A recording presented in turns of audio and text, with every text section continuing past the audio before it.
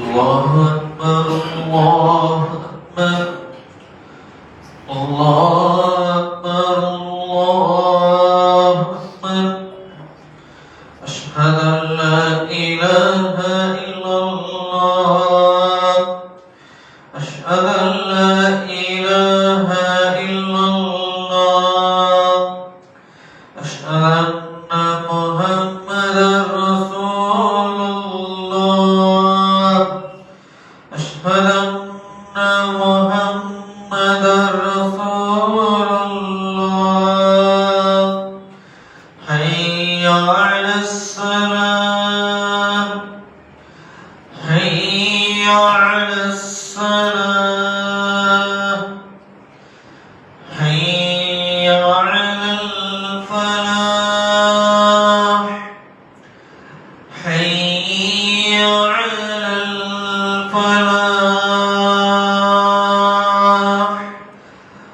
الله أكبر الله أكبر لا إله إلا الله.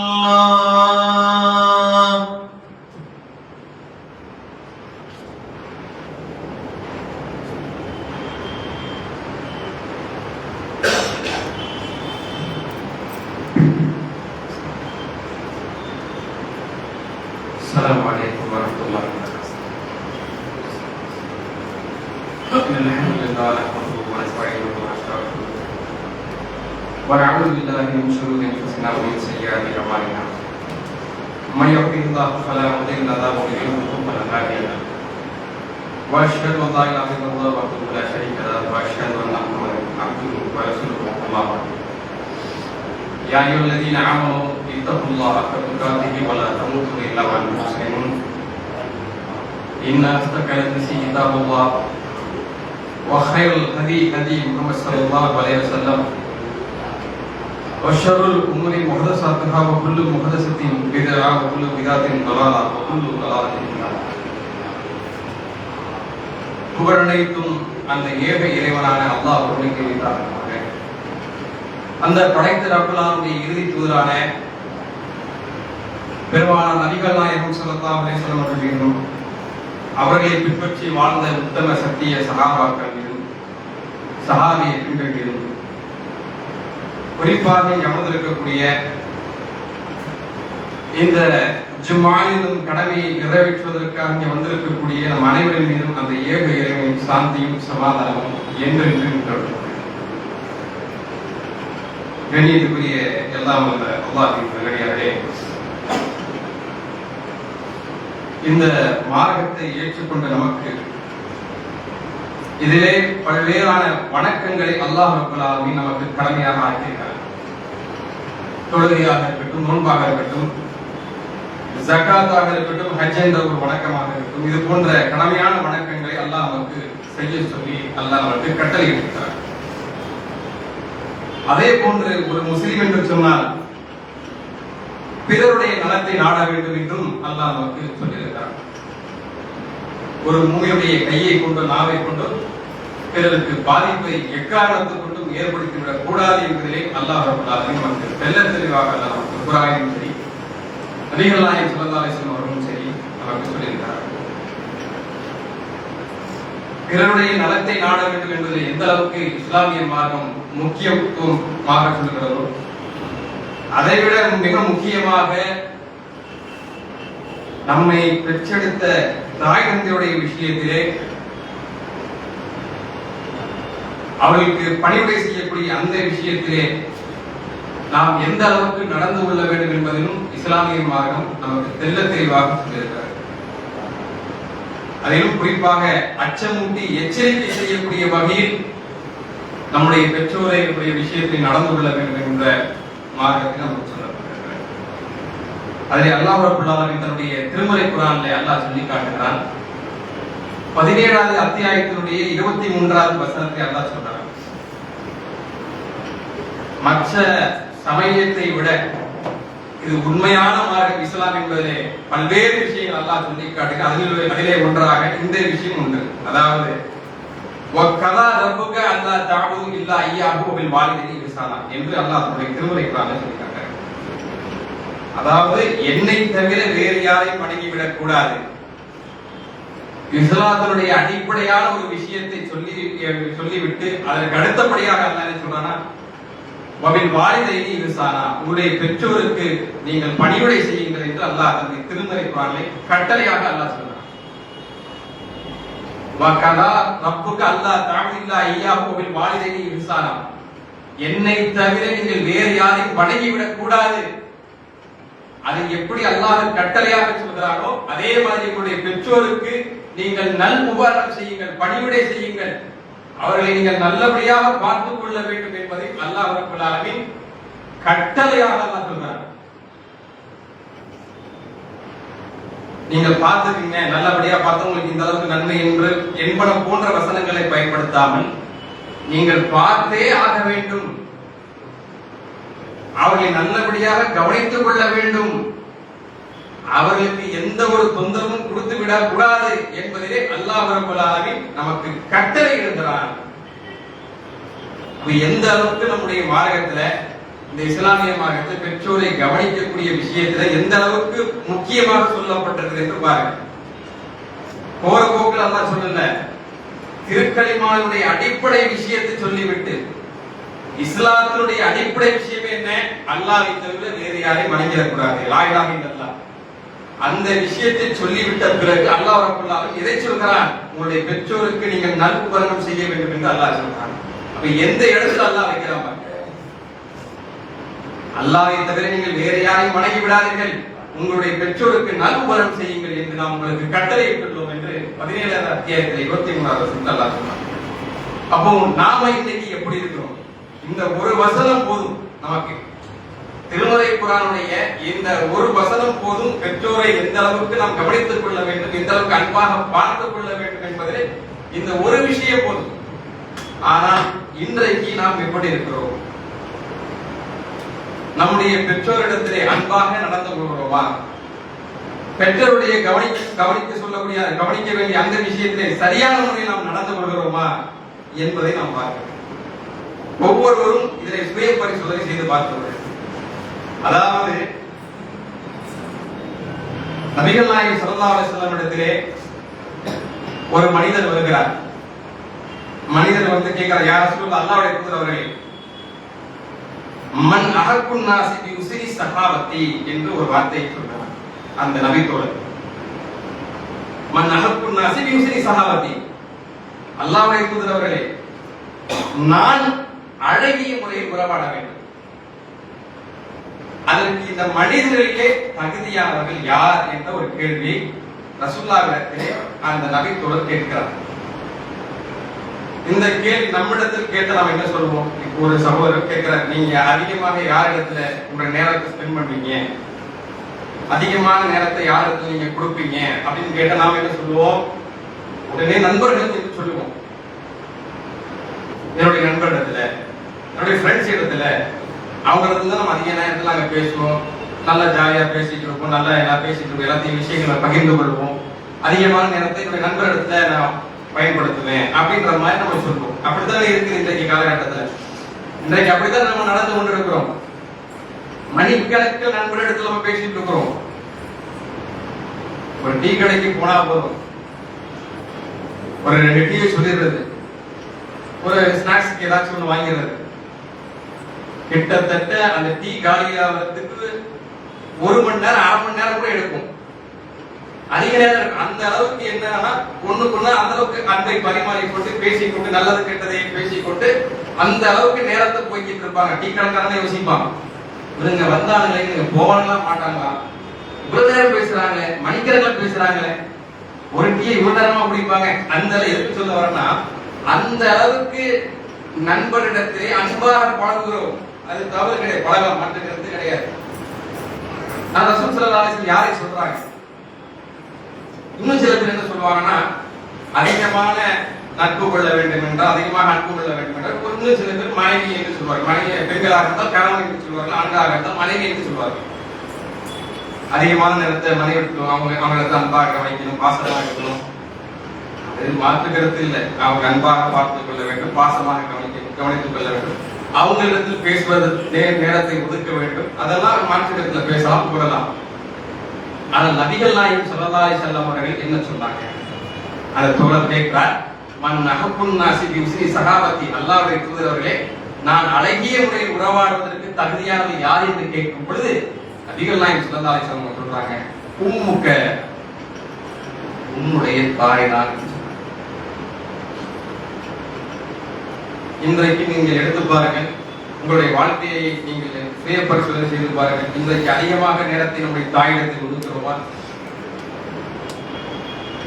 அதிகமான நேரத்தை நம்முடைய தாயிடத்தில் செலவு செய்து நண்பர்களை விட, மனைவியை விட, பிள்ளைகளை விட அதிகமான நேரத்தை நாம் தாயிடத்தில் செலவு செய்து உரையாடுகிறோமா, பேசுறோமா, அன்பாக நம்ம பழகுறோமா, நலம் விசாரிக்கிறோமா? அம்மா எப்படி இருக்கிறீங்க, மாத்திரை மருந்து எடுத்துக்கிட்டீங்களா, தலைவலின்னு சொன்னீங்களே, இப்போ உங்களுக்கு தலைவலி பரவாயில்லையா, மருத்துவமனைக்கு போகலாமா, அல்லது மருந்து போட்டா சரியா, இப்படி என்னைக்காவது நாம் கேட்டிருக்கிறோமா? அவங்களை நம்ம நல விசாரிக்கிறது கிடையாது, அவங்களுடைய குறைகளை கேட்டதும் கிடையாது. உங்களுக்கு ஏதாவது குறைகள் இருக்கிறதா, நம்ம வீட்டில் இருக்கிறோம் என்று சொன்னால் உங்களுக்கு ஏதாவது அசௌகரியம் இருக்குதா, அவங்க ஒரு பெரிதாக ஒரு பொருட்டாக பார்க்கிறதே கிடையாது. நபிகள் நாயகம் ஸல்லல்லாஹு அலைஹி வஸல்லம் அவங்க உம்முக்கு என்று சொல்லிட்டாங்களா, அப்ப அந்த நபி திரும்ப விடல, சும்மமன், பிறகு யார் ரசூலுல்லாஹ் என்று கேட்கிறாங்க. சும்மா உம்முக, பிறகு உன்னுடைய தாய் தான். சரி, 2 தடவை தாய் சொல்லியாச்சு, 3வது யாரும் சொல்லிட்டு மறுபடியும் அதை தோழ விடாம 3வது முறை கேட்கிறார். அல்லாஹ்வுடைய தூதர் அவர்களே, சும்மமன், பிறகு யார் ரசூலுல்லாஹ் என்று கேட்கும்போது சும்மா உம்முக, பிறகு உன்னுடைய தாய் தான். திரும்ப விடல, சும்மமன், பிறகு யார், சும்மா அபுக்க, பிறகு உன்னுடைய தந்தை என்று சொன்னார். 3 முறை தாய் தாய் தாய் என்று சொல்லிவிட்டு அதற்கு அடுத்தபடியாக தந்தை என்று நபிகள் நாயகம் ஸல்லல்லாஹு அலைஹி வஸல்லம் சொன்னாங்க. நம்ம கவனிக்க வேண்டிய விஷயம் என்னன்னா, இப்ப நம்ம யார் அதிகமான நேரத்தை நம்ம ஒதுக்குறோம்? பெற்றோரிடத்துல நம்ம ஒதுக்குறோமா, தாயிடத்துல அதிகமான நேரத்தை ஒதுக்குறோமா, தந்தை இடத்துல ஒதுக்குறோமா? பாப்பாட்ட பிள்ளைகள் பேசுறதே கிடையாது. அவர் வேலைக்கு போயிட்டு வந்துருவாரு, அல்லது வீட்டுல வயசாயிடுச்சு சும்மா ஓரமா உட்கார்ந்துட்டு இருப்பாரு, அவர்கிட்ட பேசணுமா? என்ன சின்ன வயசுல எப்படி கண்டிப்பா வளர்த்தாரு, என்ன எப்படி திட்டாரு, எப்படி ஏசினாரு, நம்முடைய நன்மைக்காக அந்த காரியத்தை செய்திருப்பார். ஆனா நம்ம பெரிதாக வளர்ந்து விட்டதற்கு பிறகு, அவர்கள் முதிய வயது அடைந்ததற்கு பிறகு வீட்டிலே உட்கார்ந்து இருக்கும் பொழுது நாம் அவர்களை அன்பாக பார்ப்பதும் கிடையாது. என்ன சின்ன வயசுல என்னெல்லாம் செஞ்சாரு, எப்படி எல்லாம் என்ன கண்டிச்சாரு, அந்த ஆண்டு தான் பேசணுமா? அப்படி ஒருமையில கூட சிலர் திட்டுவதை நம்ம பார்க்கிறோம். நபிகள் நாயகம் ஸல்லல்லாஹு அலைஹி வஸல்லம் அல்லாஹ் தன்னுடைய திருமறை குர்ஆன்ல சொல்லி காட்டுறான். அதாவது நம்ம பெற்றோருடைய விஷயத்துல சர்வசாதாரணமாக மூஞ்சி சுளிக்கிறதும், சில நேரங்கள்ல வார்த்தைகள் விடுவதும் கூட நம்ம பார்க்கிறோம். கடுமையான வார்த்தைகள் கூட நான் சொல்றேன், சில வீடுகள்ல நடக்குது. பேசிட்டு இருக்கும் பொழுது ஏதாவது ஒரு விஷயங்கள்ல அவர்கள் நம்ம கோவப்படுற மாதிரி ஏதாச்சும் ஒரு விஷயத்த சொன்னா உடனே கோவப்பட்டு திட்ட கூட செஞ்சிருக்காங்க. உங்களுக்கு சொன்னா புரியாத, ஒரு வாட்டி சொன்னா நீங்க கேட்க மாட்டீங்களா, சும்மா தொலைன்னு பேசிட்டீங்க, மூலையில கடங்க, உங்க வேலையை பார்த்து சும்மா இருங்க, வீட்டுல சும்மா கிடக்குதான் உங்களுடைய வேலை, எதுவுமே நீங்க முடிவெடுக்க கூடாது, நீங்க நான் சொல்றதை மட்டும் நீங்க கேளுங்க, இது நான் ஓரளவுக்கு நாகரிகமா பேசுறேன். இதை விட மோசமாக வார்த்தைகளை கொண்டு திட்டக்கூடிய காட்சிகள் நம்ம பார்க்கிறோம் நம்முடைய பெற்றோர்கள். அல்லாஹ் தன்னுடைய திருமறை குர்ஆன்ல சொல்றான், ஃபலா தகுல் லஹுமா உஃபின் என்று அல்லாஹ் சொல்றான். உம்முடைய தாய் தந்தை இருவரை நோக்கி நீ சீ என்ற ஒரு வார்த்தையை கூட நீ சொல்லக்கூடாது. அல்லாஹ் எப்படிப்பட்ட ஒரு கட்டளை நமக்கு சொல்றாங்க. அதாவது சீ என்ற ஒரு வார்த்தை என்பது மிகப்பெரிய ஒரு அசிங்கமான ஒரு வார்த்தையே கிடையாது. கெட்ட வார்த்தை, பச்சையான வார்த்தை என்றால் அப்படிப்பட்ட ஒரு பெரிய ஒரு வார்த்தை கிடையாது. ஒரு சீன்னு சொல்றது வந்து ஒரு அலட்சியப்படுத்துறதுல ஒரு ஆக கடைசியான ஒரு வார்த்தை சொன்னா சீ தான்.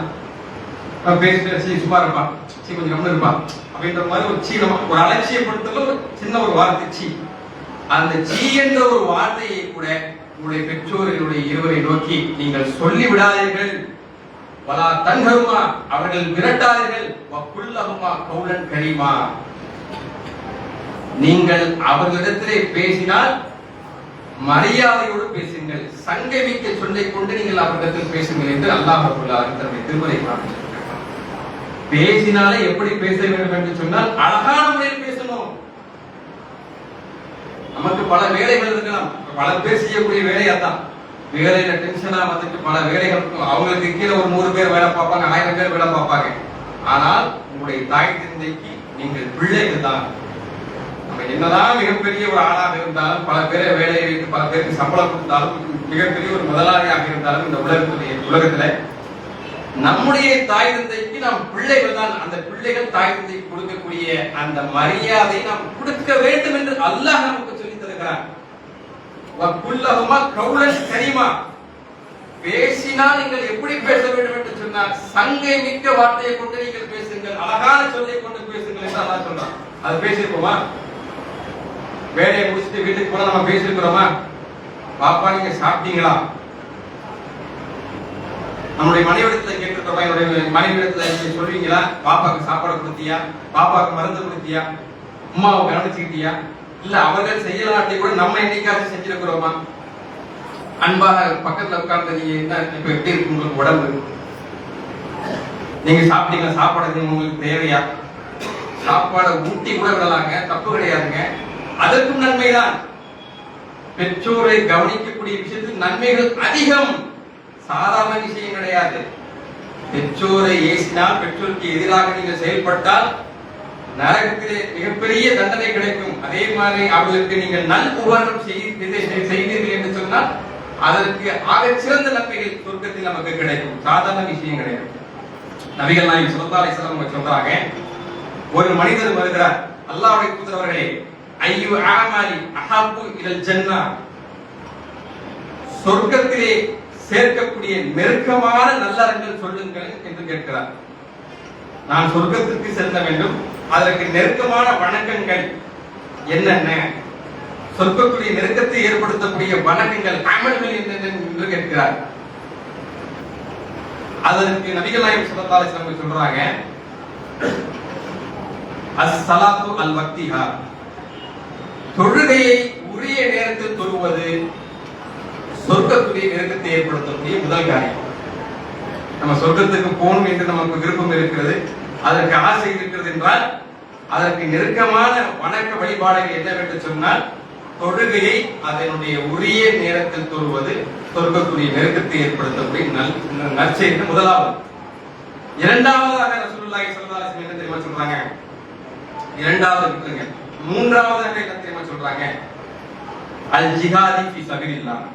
மூன்றாவது ரசூலுல்லாஹ் சொல்றது அல்லாஹ்வுடைய பாதையிலே அறப்போரிலே கலந்து கொள்வது மூன்றாவது விஷயம். முதலாவது விஷயம் தொழுகையை அதனுடைய உரிய நேரத்தில் தொழுவது. தொழுகையை பத்தி நம்ம சொல்லிட்டோம்.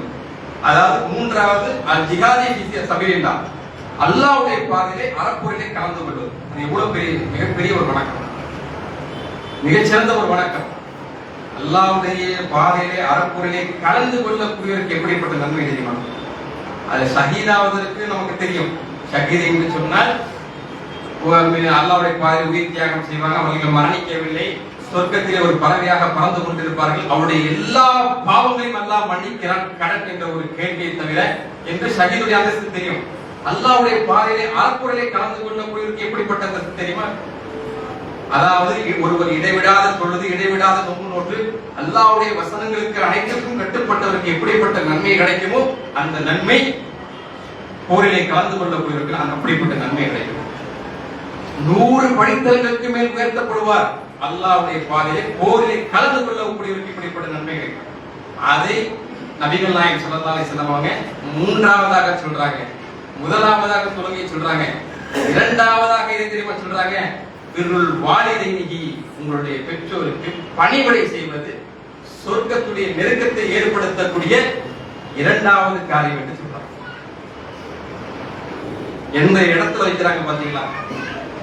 நபிகள் நாயகம் சொல்றது நம்ம இன்னைக்கு எவ்வளவு அலட்சியமாக இருக்கிறோம். நம்ம என்ன நினைக்கிறோம்னா, தொழுதுட்டோம், இந்த ரமலான் மாசம் வரப்போகுது, நோன்பு வைக்கணும், இரவுல தஹஜ்ஜுத் தொழுவ போறோம், தான தர்மம், அதெல்லாம் நன்மை மாற்று கருத்து இல்ல. அதை விட முக்கியம் பெற்றோரை பணிவிடை செய்வது. பெற்றோரை நீங்க உதாசீனப்படுத்திட்டு பெற்றோருக்கு செய்ய வேண்டிய நல்ல நல்ல காரியங்கள் நீங்க செய்யாம திட்டிட்டு அவங்களை ஏசிட்டு நீங்க தொழுதீங்கன்னா நோன்பு வச்சீங்கன்னா அப்படியே உங்களை அல்லாஹ் சொர்க்கத்துக்கு கொண்டு போயிடுவானா? கிடையவே கிடையாது. இது நான் சொல்லல. தொழுதான் நன்மை கிடைக்குமே, நோன்பு வச்சது நன்மை கிடைக்குமே. பெற்றோர் என்ன, அது அவங்க நம்ம மன்னிச்சிருவாங்க, அவங்க நம்ம மன்னிப்பாங்க, அது வேற விஷயம். அல்லாஹ் மன்னிக்க மாட்டான். பெற்றோரை நீங்கள் உதாசீனம் செய்தீர்கள் என்று சொன்னால், பெற்றோரை நீங்கள் ஏசினீர்கள் என்று சொன்னால், பெற்றோருக்கு பணிவிடை செய்ய வேண்டிய நேரத்தில் நீங்கள் பணிவிடை செய்ய மறுத்தீர்கள் என்று சொன்னால், நபிகள் நாயகம் ஸல்லல்லாஹு அலைஹி வஸல்லம் சொல்றாங்க, மூன்று நேரத்துல ஆமீன் ஆமீன் என்று சொன்னாங்க. ஒரு நபி தோழர் அறிவிக்கிறார், நபிகள் நாயகம் ஸல்லல்லாஹு அலைஹி வஸல்லம் மிம்பர் படையில ஏறும்பொழுது ஆமீன் என்று சொல்றாங்க. சஹாபாக்களுக்கு உண்மை புரியல, எதுக்காக ஆமீன் என்று சொல்றாங்க, உண்மை புரியலையே. எப்பவுமே இது மாதிரி சொன்னதே கிடையாது. மிம்பர்ல படையில ஏறு உரை நிகழ்த்துவாங்க, மக்கள் எல்லாம் கேட்பாங்க. இது புதுசா இருக்குது, ஆமீன் என்று சொல்றாங்க, இப்படி சொன்னதே கிடையாது அப்படின்னு நினைக்கிறேன். இரண்டாவது படி ஏற்படுது ஆமீன், மூன்றாவது படி ஏற்படுது ஆமீன் அப்படின்னு சொல்றாங்க. அப்போ சஹாபாக்களுக்கு உண்மையே போயிட்டேன். அப்ப நபிகள் நாயகம் ஸல்லல்லாஹு அலைஹி வஸல்லம் உரையை நிகழ்த்து முடித்து விட்டதற்கு பிறகு கீழே இறங்கி வராங்க. வந்ததற்கு பிறகு அவர்கள் சொல்றாங்க, தோழர்கள் எல்லாம் கேட்கிறாங்க, அல்லாஹ்வுடைய தூதரவர்களே, நீங்கள் வளமைக்கு மாற்றமாக ஆமீன் ஆமீன் என்று 3 முறை சொன்னீர்கள், எதுக்காக சொன்னீங்க? ஆமா, நான் சொன்னேன். நான் மிம்பர் படியில் ஏறும் பொழுது வானவர் ஜிப்ரீல் அலைஹிஸ்ஸலாத்து வஸலாம் அவர்கள் வந்தார்கள். எனக்கு 3 விஷயத்தை சொன்னார்கள். அதை ஏற்றுக்கொள்ளக்கூடிய விதமாக நான் ஆமீன் ஆமீன் ஆமீன் என்று 3 தடவை சொன்னேன். முதலாவதாக சொல்லக்கூடிய விஷயம், யார் என்னுடைய பெயரை நினைவு கூர்ந்தும் இறை தூதராக இருக்கக்கூடிய என்னுடைய பெயரை நினைவு கூர்ந்தும் என் மீது ஸலவாத் சொல்லவில்லையோ அவனுக்கு மூக்கு மண்ணாகட்டும், அவனுக்கு இறைவனுடைய அருள் தூரமாகட்டும் என்று வானவர் ஜிப்ரீல் அவர்கள் சொல்ல அதை ஏற்றுக்கொள்ளக்கூடிய விதமாக நான் ஆமீன் என்று சொன்னேன். இரண்டாவதாக என்ன சொன்னார் தெரியுமா? யார் ரமலானுடைய மாதம் அடைந்தும் அவருடைய பாவங்கள் மன்னிக்கப்படவில்லையோ அவனுக்கு மூக்கு மண்ணாகட்டும், அவனுக்கு இறைவனுடைய அருள் தூரமாகட்டும் என்று வானவர் ஜிப்ரீல் அவர்கள் சொல்ல அதை ஏற்றுக்கொள்ளக்கூடிய விதமாக நான் ஆமீன் என்று சொன்னேன். மூன்றாவதாக என்ன தெரியுமா சொன்னாங்க? மூன்றாவதாக ஜிப்ரீல் அலைஹிஸ்ஸலாத்து வஸலாம் அவர்கள் என்ன தெரியுமா சொன்னாங்க? யாருக்கு பெற்றோர் இருவரோ அல்லது ஒருவர் இருந்து அவருக்கு பணிவிடை செய்யாமல் நரகத்துக்கு போறான் பாத்தீங்களா, அந்த துர்பாகியசாலிக்கு மூக்கு மண்ணாகட்டும், மூக்கு மண்ணாகட்டும், மூக்கு மண்ணாகட்டும், அவனுக்கு இறைவனுடைய அருள் தூரமாகட்டும் என்று ஜிப்ரீல் அலைஹிஸ்ஸலாத்து வஸலாம் அவர்கள் சொல்ல அதை ஏற்றுக்கொள்ளக்கூடிய விதமாக நான் ஆமீன் என்று சொன்னேன். பெற்றோருக்கு நாம் பெற்றோர் நமக்கு இருப்பார்கள் என்று சொன்னால் அது எப்படிப்பட்ட நன்மை நீங்க பாருங்க. பெற்றோர், வயதான பெற்றோர்கள் நமக்கு இருக்கிற, நம்ம உயிரோடு இருக்கிறோம், இந்த காலகட்டத்தில் நம்முடைய வயதான பெற்றோர்கள் இருக்கிறார்கள் என்றால், இருவரோ அல்லது ஒருவர் கூட நமக்கு இருக்கிறார் என்று சொன்னால் நீங்கள் எல்லாம் பாக்கிய பெற்றவர்கள், பாக்கியமுடையவர்கள்.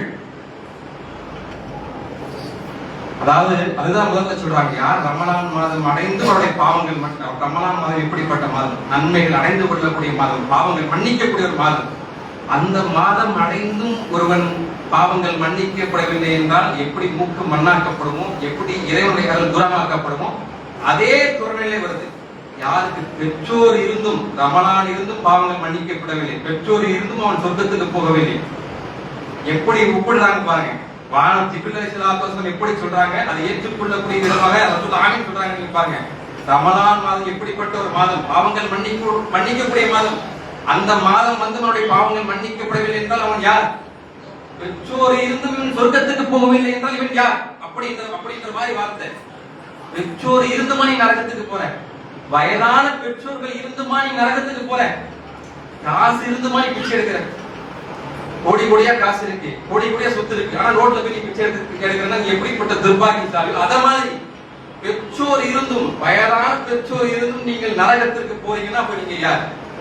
அப்ப என்ன சொல்ல வராங்கன்னா, வயதான பெற்றோர்கள் இருக்கிறார்கள் என்று சொன்ன நாம் வாழக்கூடிய காலத்தில் அவர்களுக்கு நாம் பணிவிடை செய்வதன் மூலமாக, அவர்களுக்கு நாம் நல் உபகாரம் செய்வதன் மூலமாக சுவனத்தின் பக்கம் செல்ல முடியும். நம்ம தொழுவணும், நோன்பு வைக்கணும், சதகா செய்யணும், ஜகாத் என்றால் ஜகாத் கொடுக்கணும், பொருளாதாரம் இருந்தால் ஹஜ் என்ற ஒரு வணக்கம் செய்யணும், அது மாற்று கருத்து இல்லை. இதெல்லாம் எப்படி கண்ணு கருத்துமா நம்ம செய்யறோமோ அதை விட முக்கியம் நம்மை பெற்றெடுத்த பெற்றோருக்கு நல் உபகாரம் செய்ய வேண்டும், அவர்களுக்கு பணிவிடை செய்ய வேண்டும். அல்லாஹ்வே என்ன செய்யறான், ஒரு துவாவை கத்துத்தரான். பெற்றோருக்காக நீ இப்படி துவா செய்ய வேண்டும். நாம் நம்முடைய பெற்றோருக்காக துவா செய்ய சொல்லி அல்லாஹ்வே குர்ஆன்ல சொல்றான். வக்குல் ரப்பில் ஹம்ஹுமா கமா ரப்பயானி சகீரா. நான் சிறுவனாக இருக்கும் பொழுது என்னுடைய தாய் தந்தை என்னை எப்படி பார்த்துக் கொண்டார்களோ, எப்படி அன்பாக என்னை வைத்துக் கொண்டார்களோ, அதே போன்று இறைவா அவர்களுக்கும் ஆக்கியல் புரிவாய் அல்லாஹ் என்று இறைவனிடத்தில் நாம் பிரார்த்தனை செய்ய வேண்டும் என்று அல்லாஹ் நமக்கு துவாவை கற்றுக் கொடுக்கிறான். இந்த துவாவை நீங்கள் செய்யுங்கள், என்னிடத்தில் கேளுங்கள். பிள்ளைகளாக இருக்கக்கூடிய நீங்கள் இந்த துவாவை கேளுங்கள். இறைவா, நான் சிறுவனாக இருக்கும் பொழுது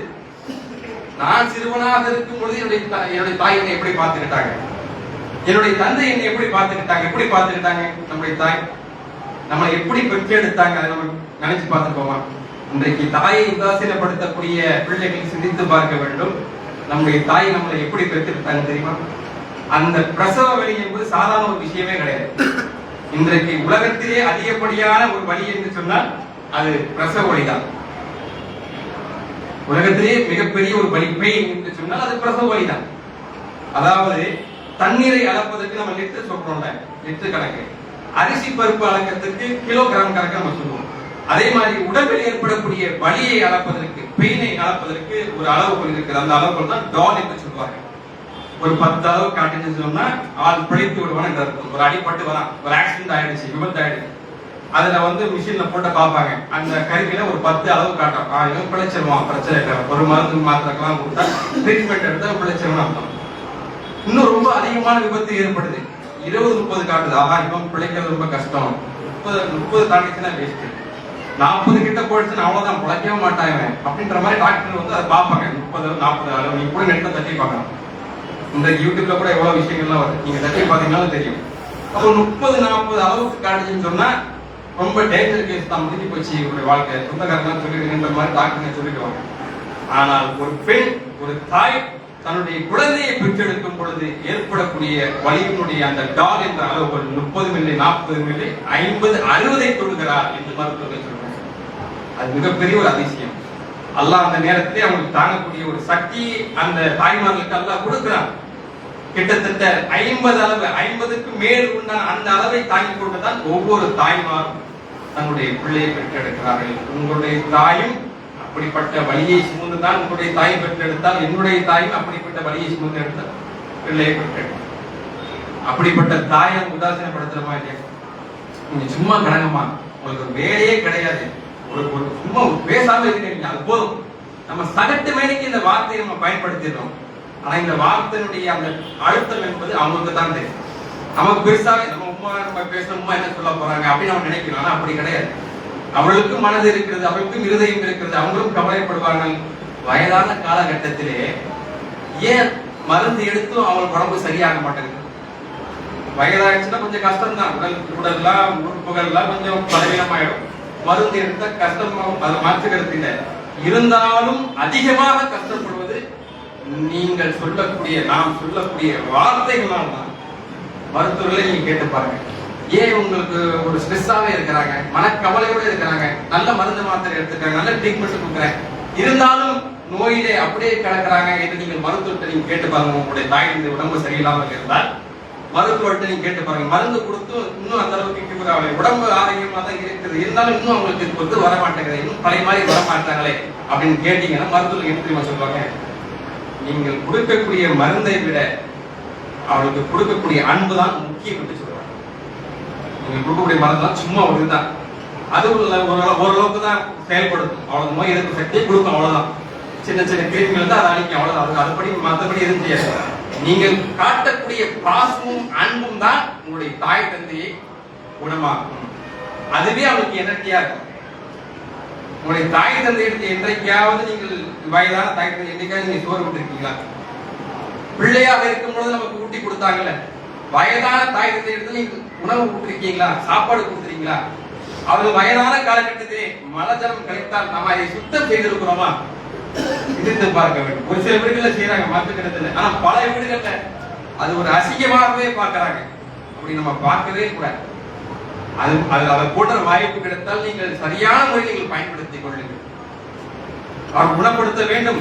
இருந்தால் அந்த மாதிரி சூழ்நிலை வரும் பொழுது அவர்களை நீங்கள் சுத்தம் செய்யுங்கள். அதில் நீங்க அசிங்கம் பார்க்கவே கூடாது. அவர்கள் அசுத்தம் செய்யும் பொழுது நீங்கள் அதில் அசிங்கம் பார்க்காம நிறைய பேருக்கு செய்யறாங்க. இதனால் முதிர்வுலத்துல போய் கொண்டு போய் சேர்க்கிறாங்க. இப்படி ஒரு கஷ்டமா இருக்குது, இப்படி வீட்டை நாசம் பண்ணி வச்சிடறாங்களே, என்னால முடியல, முதிர்வுலத்துல போய் சேர்க்கிறாங்க. நாம் பிள்ளையாக இருக்கும் பொழுது நாம் அந்த அசுத்தத்தை செய்யத்தானே செஞ்சோம். நம்முடைய தந்தை என்ன பண்ண சினிமாவுக்கு ரெடியாக கிளம்பி இருப்பார். நாம் சிறுவனாக இருந்திருப்போம் அல்லது சிறுமியாக இருந்திருப்போம். அப்படியே தூக்கும் பொழுது சிறுநீர் கழித்திருப்போம் அல்லது மலஜலத்தை பெய்திருப்போம். அப்படியே குப்பத்தில் தூக்கி போட்டாங்களா? அல்லது சிறுவர் சீர்திருத்த பள்ளியில் நம்மளை சேர்த்துட்டாங்களா? கிடையாது. தன் பிள்ளை அசிங்கம் செய்தாலும் அவங்க பிள்ளைதான் குத்தம் செஞ்சுட்டு மறுபடியும் அவங்க வேலை செய்ய ஆரம்பிச்சிருவாங்க. அதே போன்றுதான் நாம் சிறுவனாக இருக்கும் பொழுது நம்முடைய தாய் தந்தை என்ன செய்தார்களோ அதே போல அவர்கள் புதிய நிலைக்கு அடையும் பொழுது அவர்களுக்கும் இது போன்ற பிரச்சனைகள் வரத்தான் செய்யும். அல்லாஹ்வே சொல்றாங்க இல்லையா, யாருக்கு நம்ம வயதை அதிகப்படுத்துகிறோமோ அவனுடைய வாழ்வுடைய தரத்தை நாம் தலைகீழாக மாற்றுவோம். வயது அதிகமாக அவனுடைய குழந்தைகள் செய்யக்கூடிய அத்தனை விஷயங்களும் அவங்க செய்ய ஆரம்பிச்சிருவாங்க. பேசுறதுல சரியான முறையில் பேச மாட்டாங்க, கேட்கக்கூடிய விஷயங்களை சரியான முறையில் கேட்காது, சரியான முறையில் புரியாது, திரும்ப திரும்ப கேட்டுட்டே இருப்பாங்க. அப்படிலாம் கேட்கும் பொழுது நம்ம என்ன நினைக்க கூடாது, அலட்சியப்படுத்தக்கூடாது. அவங்களுடைய வார்த்தைக்கு மரியாதை கொடுத்து சங்கைக்க வலா தன்வருமா குள்ளவமா கௌரன் கரிமா, அவங்களை நீங்கள் விரட்டார்கள். நீங்கள் பேசினால் அழகான முறையில் நீங்கள் பேசுங்கள். வகுஃபிது லஹுமா ஜனாஹுல் மினல் ரஹ்மத்தி, அல்லாஹ் என்ன சொல்றானா, பணிவு என்னும் சிறகின் மூலமாக அவர்களை நீங்கள் அரவணைத்துக் கொள்ளுங்கள். எப்படிப்பட்ட வசனங்கள் பாருங்க. நீங்கள் குர்ஆனிலும் சரி ஹதீஸிலும் சரி நீங்கள் எடுத்து பார்த்தீங்க என்று சொன்னால் அவர்களை அரவணைக்கும், அவர்களை அன்பாக கவனிக்க இணை வைக்கக்கூடிய தாய் தந்தையாக இருந்தாலும் சரி. நான் இப்ப சொல்றதெல்லாம் முஸ்லிம் தாய் தந்தைக்கு மட்டும் இல்ல. ஒருவர் வந்து இஸ்லாத்தை ஏற்றிருப்பார், அவர் முஸ்லீமாக இருப்பார். அல்லது ஒருவர் முஸ்லீமாக இருக்க அவருடைய தாய் தந்தை பேர் தாங்கி முஸ்லீமாக இருப்பாங்க, சீர்கு வைப்பாங்க, அப்படிலாம் இருப்பாங்க. அப்படிப்பட்ட தாய் தந்தையாக இருந்தாலும் சரிதான் அவர்கள் மார்க்கத்துக்கு உண்டான விஷயத்தை சொல்லும் பொழுது அதில் நம்ம ஸ்டெடியா இருக்கணும். மார்க்கத்தை நம்ம மீறக்கூடாது, இஸ்லாத்திற்கு வெளியே போகக்கூடாது. ஆனால் அவருக்கு செய்ய வேண்டிய கடமைகள், இந்த உலகத்துடைய விஷயத்தில் அவர்கள் செய்ய வேண்டிய கடமைகள் கண்டிப்பாக செய்ய வேண்டும். அதை இணை வைக்கக்கூடிய தாய் தந்தையாக இருந்தாலும் அவங்களிடத்தில் நீங்கள் அன்பாகத்தான் பேச வேண்டும். அவங்களிடத்தில் செய்யக்கூடிய உதவி நீங்கள் கண்டிப்பாக செய்ய வேண்டும் என்பதை நம்ம என்ன செஞ்சிடக்கூடாது, தொழில்நிலையை காட்டிடக்கூடாது. ஆகியவை அன்பிற்கினிய சகோதர சகோதரிகளே, பெற்றோரை பேணக்கூடிய விஷயத்திலே நாம் அதிகமான கவனத்தை செலுத்த வேண்டும். அப்படிப்பட்ட மக்களாக அல்லாஹ் ரப்பல் ஆலமீன் உங்களையும் என்னையும் அல்லாஹ் ஆக்கிரமிப்பு புரிவானாக என்று பிரார்த்தனை செய்த வண்ணமாக எனது இந்த முதல் உரையை நான் நிறைவு செய்கிறேன். அஸ்ஸலாமு அலைக்கும்.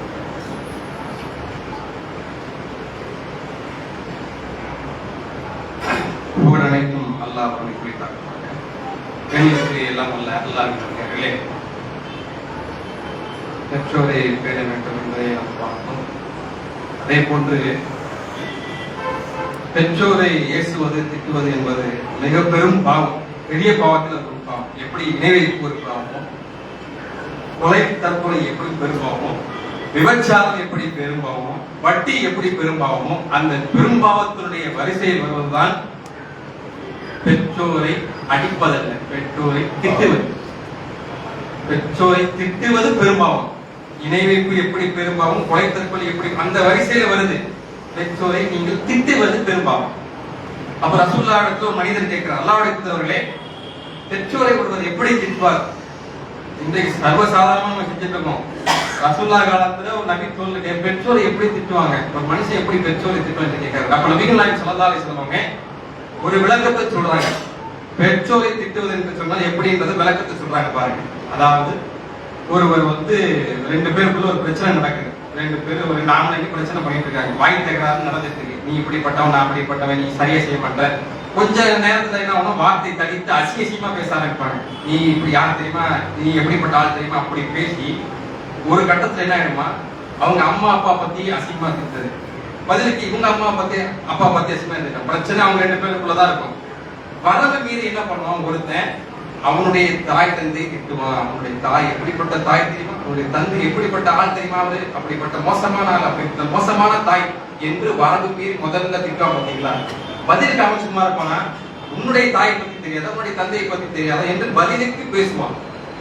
இப்படி நான் அவனுடைய தாய் தந்தையை திட்ட பதிலுக்கு என்னுடைய தாய் தந்தையை அவன் திட்டினால் அதை நீ நேரடியாக திட்டியதற்கு சமம். இதுதான் பெரும்பாவம் என்று ரசூலுல்லாஹ் சொல்றாங்க. நம்முடைய தாய் தந்தையை நேரடியா திட்டல, அவனுடைய தாய் தந்தை திட்ட பொழுது அவன் பதிலுக்கு நம்முடைய தாய் தந்தை திட்டுவதற்கு நாம ஒரு காரணமாக ஆகிவிட்டோம் என்று சொன்னால் இதுதான் பெரும்பாவம். இதுதான் தாயை திட்டுவது, இதுதான் தந்தையை திட்டுவது. அப்ப நீங்க கவனிக்க வேண்டிய விஷயம் என்னன்னா, மற்றவன் நம்முடைய தாய் தந்தையை திட்டுவதற்கு நாம் ஒரு காரணமாக ஆகிவிட்டாலே அது பெரும்பாவம் என்று சொன்னால், அப்போ நாம நேரடியாக நம்முடைய தாய் தந்தையை திட்டினால் அது எப்படிப்பட்ட பெரும்பாவம் நீங்க பாருங்க. இன்னைக்கு எத்தனை பேர் தாய் தந்தையை அடிக்க கூட செய்யறாங்க. அப்படியெல்லாம் கண்டிப்பாக நம்ம செய்தே விடவே கூடாது. அப்படி செய்து சொன்னா நாளைக்கு உங்களுக்கு அது நடக்கும். ஒரு சின்ன ஒரு கதை, இது மார்க்கத்துடைய ஆதாரம் கிடையாது, ஒரு சின்ன ஒரு கதை. அதாவது என்ன கதைனா, இது பல ஊர்ல இந்த கதையை சொல்லுவாங்க, நீங்க கூட கேள்விப்பட்டிருக்கலாம். அதாவது ஒரு தந்தை ஒரு மகன் இருந்தார். தந்தைக்கு முதிய வயது ஆகிவிட்டது. அதனால வெளியில இருக்கக்கூடிய திண்ணையில தான் படுக்க வைப்பாங்க. பழைய பாய், பழைய ட்ரெஸ், அவருக்குன்னு பழைய பாத்திரங்கள், அவருக்குன்னு பழைய ஜாமான், எல்லாமே பழசா இருக்கும். திண்ணையில தான் இருக்கு. எதுவுமே வீட்டுக்குள்ள எல்லாமே திண்ணையில தான் கிடக்கும். அப்போ அந்த மகன் என்ன செய்கிறார், அந்த தந்தையுடைய மகன் என்ன செய்கிறார், அவரு வயதாச்சு, கொஞ்ச நாள் இறந்துட்டார். இறந்து போன அந்த நேரத்திலேயே அவர் பயன்படுத்தி இருக்கும்போது வீட்டுக்கு வெளியே தான் இருந்துச்சு.